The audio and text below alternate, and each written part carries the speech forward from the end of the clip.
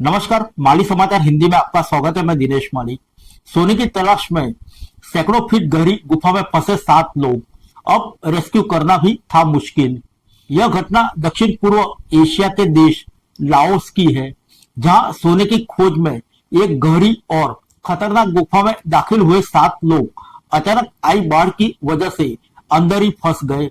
कई दिनों तक तलाश के बाद विशेष गोताखोरों ने इनमें से 5 लोगों को जिंदा बाहर निकाला, लेकिन 2 लोगों का अभी भी कोई पता नहीं है। आइए जानते हैं विस्तार से।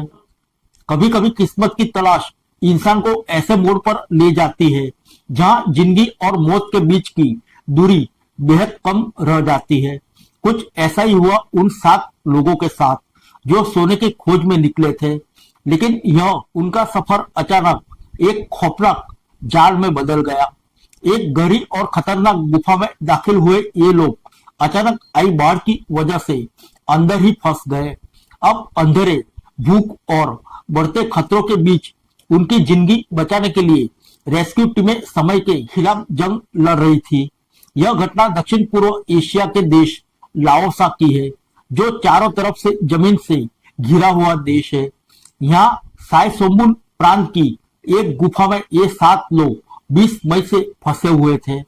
बताया जा रहा है कि यह सभी लोग सोना खोजने के इरादे से गुफा के अंदर गए थे, लेकिन अचानक हुई भारी बारिश के कारण बाढ़ आ गई और बाहर निकलने का रास्ता पूरी तरह से बंद हो गया। कई दिनों तक तलाश के बाद रात की खबर तब मिली जब विशेष गोताखोरों ने इनमें से 5 लोगों को जिंदा ढूंढ निकाला। वे गुफा के भीतर एक संकरी जगह पर बाहर निकलने के रास्ते के करीब 300 मीटर दूर बैठे थे। हालांकि उन्हें ढूंढ लेना ही काफी नहीं था, उन्हें सुरक्षित बाहर निकालना अब बेहद मुश्किल चुनौती बना हुआ था।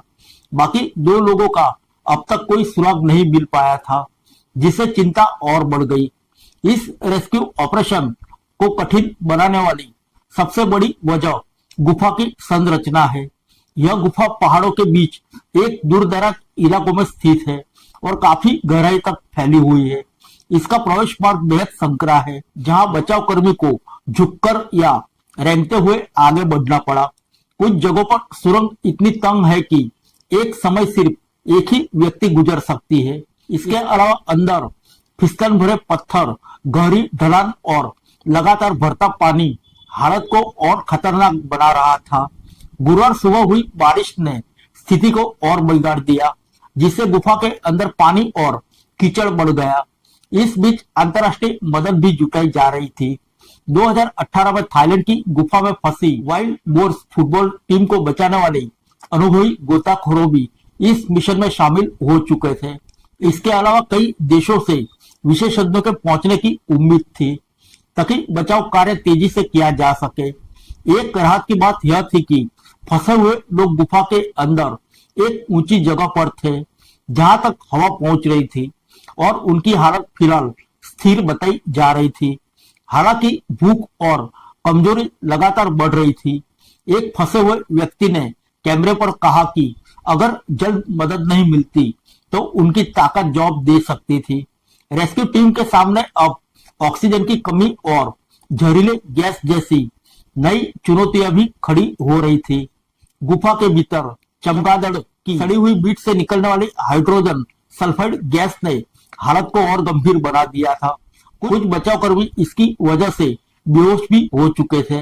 इस पूरी घटना ने एक बार फिर दिखा दिया कि प्रकृति के सामने इंसान कितना बेहोश हो सकता है। फिलहाल हर किसी की नजर इस बात पर टिकी है कि क्या ये सभी लोग सुरक्षित बाहर निकल पाएंगे या नहीं। फिर मिलेंगे अगले बुलेटिन में अन्य किसी खबर के साथ। तब तक के लिए इजाजत दीजिए।